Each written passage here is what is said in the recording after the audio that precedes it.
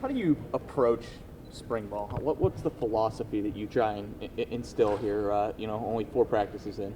Techniques, fundamentals, you're working on the small things that can show up and be big problems in the fall. So you're trying to eliminate those little things so you can work on the big things when 2 days come around. A couple of the DBs mentioned on Thursday that they were trying to cut down space in the field, be a little tighter on routes. Is that just a matter of having the personnel to do that this year, or are you guys adjusting your approach a little bit with techniques and just kind of expectations? I think you grow as you go through a conference. You kind of have a feel for what the other offenses are trying to do to you, and you need to adjust and tinker to put yourselves in the best situation and the players in the best situation. Amba emerged as a guy 4 games into last season that needed double coverage, stretch the field. I feel like you have that guy, that capability among the receivers that are here right now?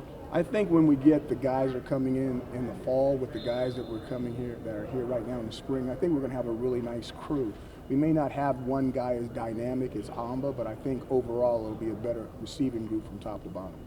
How important is that within your offense? Kind of a receiver that can force double coverage, or can you kind of operate without it? I think as long as the entire group is really good, you can operate without it, but it's never bad to have one. What have you learned from year 1 to year 2 with this football team so far? I think the biggest thing is that they're hungry. They haven't won in a long time, and they're willing to do the things that we ask them to do to become winners. You liked what you've seen out of Eric Dungy up to this point in spring ball? I think Eric, anytime you come off the weight room cycle onto the football field, there's some soreness. You got to work through some things. He's much bigger, which we're excited about. And I think as we progress through spring, he'll get better and better. When you look at your quarterbacks behind Dungy, I guess Mahoney and Rex here, and I guess Mo, do you view theirs being kind of a battle for that backup position, or do you think Zach's kind of expected to hold that down for all this?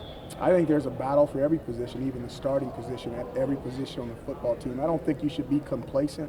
I don't think the players should be complacent. I don't think the coaches should be complacent. I don't think the head coach should be complacent. Every day you need to go out here like your job is on the line. We're all on one-day contracts, and we can be cut, they can be cut, or we can be fired at any time. So I think when you go out with that urgency and that attitude, it's not only good for the football team, but it's good for the coaching staff as well. Do you see Rex Culpepper pushing for that at all, and if so, where? I see all the backup quarterbacks having an opportunity to become starters, just like the starter has an opportunity to lose his job and become a backup. I know it was only the first day in pass. What was the most encouraging thing you saw Saturday?